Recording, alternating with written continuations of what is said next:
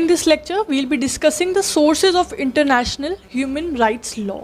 तो human rights की series हम लोग कंटिन्यू कर रहे हैं. 2 लेक्चर्स अभी तक अपलोड हो गए हैं. इसमें हम लोगों ने फर्स्ट लेक्चर में डिस्कस किया था meaning, definitions, evolution and bases of human rights. And in the second lecture we discussed the different kinds or the types of human rights. ठीक है, so the link of those videos are in the description box, so watch those videos. आज हम पढ़ेंगे कि जो हमारा international human rights law है ये डिराइव कहाँ से हुआ, इसके क्या क्या सोर्सेज हैं. ठीक है, सो देर आर, वैसे तो बहुत सारे सोर्सेज हैं पर कुछ स्पेसिफिक एन्यूमरेटेड सोर्सेज हैं that we'll discuss here. So let's begin.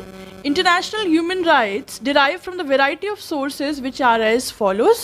So the first is the international treaties. Treaties क्या होती हैं? ट्रीटीज़ एक तरीके की I can say they are the agreements और द पैक्ट्स जो कि अलग अलग कंट्रीज़ करती हैं आपस में for the trade and commerce, for the maintenance of peace, security and other reasons. So international treaties are the most important sources of human rights law. Treaties जो है सबसे important source consider किए जाती हैं international human rights law को promote करने में, propagate करने में और उसको enable कराने में. Presently a number of multilateral treaties relating to human rights are in force which are legally binding to those states which are parties to them.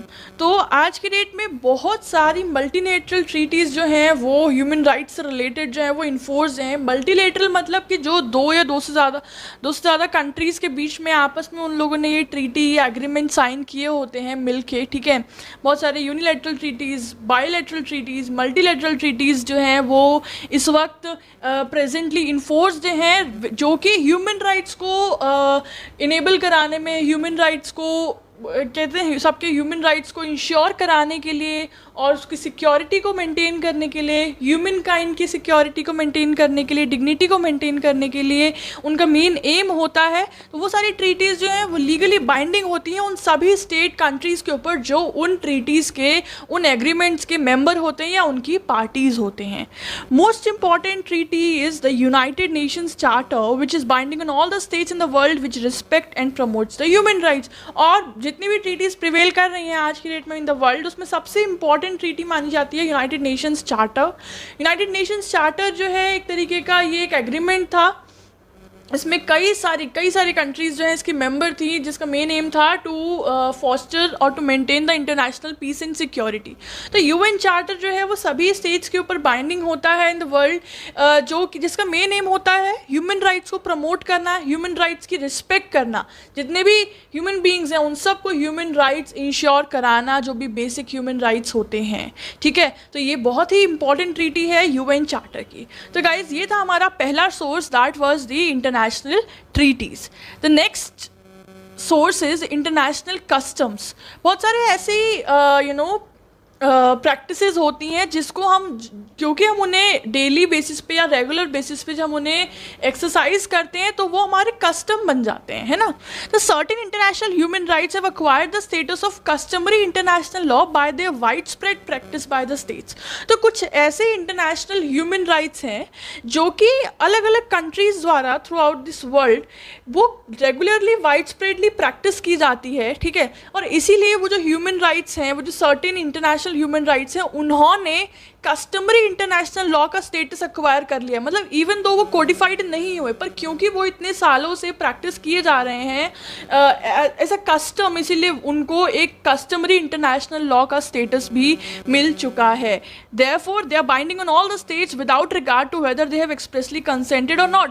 मतलब इसलिए फ़र्क नहीं पड़ता कि स्टेट्स ने उस लॉ को या उस कस्टम को थ्रू दी डॉक्यूमेंट उसको बाइंडिंग इन्फोर्स कराया है या उसकी मेंबर बने हैं नहीं, नो मैटर, क्योंकि वो उसको फॉलो कर रहे हैं एज अ प्रैक्टिस. तो वो जो है बाय इप्सो फैक्टो उस ट्रीटी को कह सकते हैं या उस ह्यूमन राइट्स जो पैक्ट है या जो कस्टम है उसका जो है वो पार्ट बन जाते हैं और वो उसके ऊपर ऑब्लिगेशन इम्पोज हो जाती है that they have to follow the same. ठीक है, सो ज़रूरी नहीं है कि whether they have expressly consented और नॉट फॉर द सेम. तो सेकेंड हमारा सोर्स हो गया इंटरनेशनल कस्टम्स.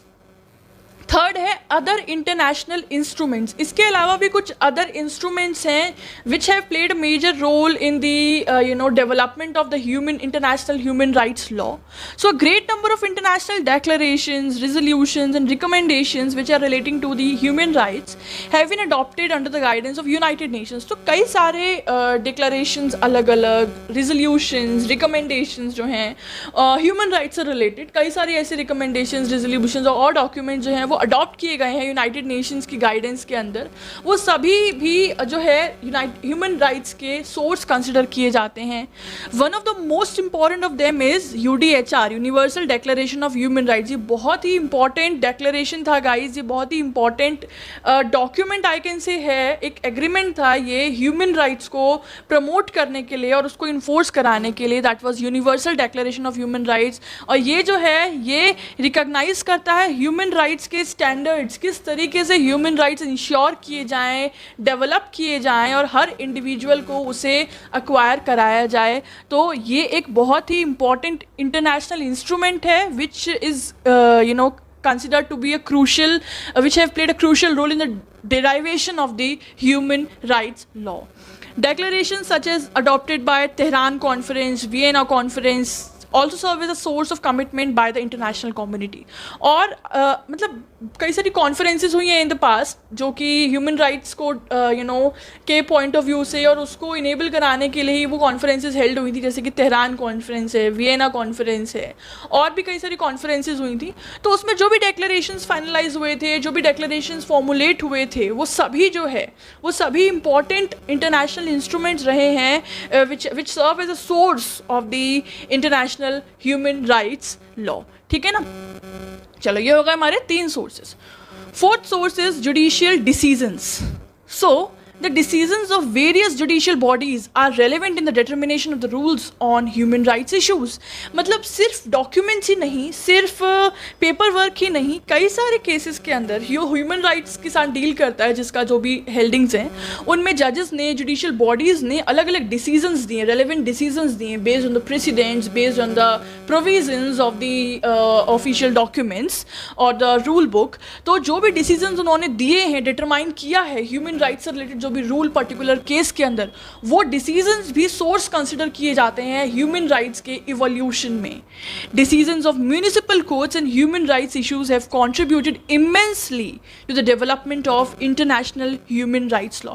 और इंटरनेशनल कोर्ट के डिसीजंस ही नहीं, म्यूनिसिपल कोर्ट्स जो हमारी नेशनल कोर्ट्स होती हैं, हर कंट्री की जो इंडिविजुअल कंट्री कोर्ट्स होती हैं, उसमें भी जो भी ह्यूमन राइट्स इश्यूज में जो भी डिटर्मिनेशन किया गया है, ठीक है, जो भी कहते हैं ना कि रूल्स डेवलप हुए हैं, इंट्रोड्यूस हुए हैं ह्यूमन राइट्स से रिलेटेड, वो सभी ने भी अल्टीमेटली एक अपना कॉन्ट्रीब्यूशन दिया है, एक क्रूशियल कॉन्ट्रीब्यूशन दिया है in the development of international human rights law.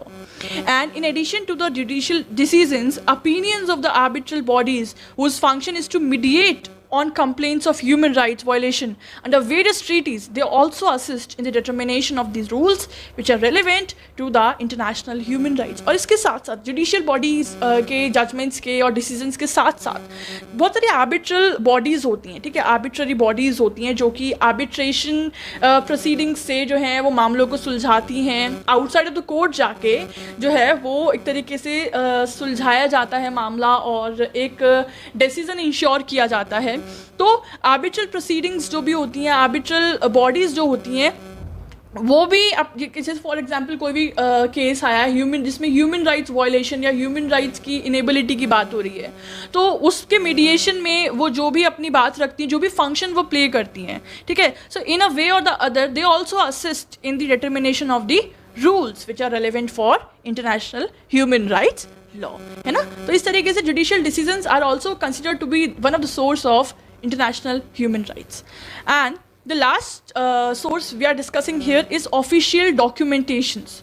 So the official documents of United Nations and its subsidiary bodies have produced a vast amount of documentations, the materials, records, documents which are related to human rights matters like Human Rights Law Journal, Human Rights Review, European Law Review, etc. So they that all the documents जो कि United Nations की documents हैं या फिर उसकी जो भी subsidiary body जैसे कि General Assembly ने जो भी conference held की, जो meetings held की, उसमें कुछ उन्होंने crucial documents release किए, कोई review रिव्यू रिलीज़ की, कोई जर्नल उन्होंने पब्लिश कराई, तो वो सारे डॉक्यूमेंट्स भी जो भी ह्यूमन राइट्स के मैटर को डील करते हैं, उसको कंसर्न करते हैं, वो सारे डॉक्यूमेंट्स भी सोर्स कंसिडर किए जाते हैं in the derivation of the international human rights law. तो हमने कौन कौन से पढ़े? हमने पढ़ा international treaties, international customs, other international instruments जिसमें कई सारे डेक्लेरेशंस, रेजोल्यूशंस, रिकमेंडेशंस आ जाते हैं। इसके अलावा जुडिशियल डिसीजंस, म्यूनिसिपल कोर्ट्स के भी, और आर्बिट्रल बॉडीज़ जो भी अपने फंक्शंस परफॉर्म करते हैं वो भी, और इसके साथ साथ certain other official documentations of United Nations and it's subsidiary bodies, they all togetherly contribute towards the evolution of international human rights law. Now quickly let's have a conclusion, then we'll sum up this lecture. So the conclusion here is many international and national institutions have contributed to the protection of human rights. The above mentioned are the most important sources of international human rights. देखो बहुत सारे international और national institutions हैं जिन्होंने contribute किया है human rights के protection में, ह्यूमन राइट्स के इवोल्यूशन और डेवलपमेंट पे। पर जो हमने ऊपर अभी डिस्कस किए हैं ना, ये कुछ सर्टेन मोस्ट इंपॉर्टेंट सोर्सेज हैं of the international human rights law. तो ये हमने यहाँ पे डिस्कस किए। अगर आपका क्वेश्चन आता है तो you can write like this way, ठीक है। This was it everyone. ये था आपका sources of international human rights law. Human rights का ये थर्ड लेक्चर था, आगे कंटिन्यू रखूंगी डेफिनेटली।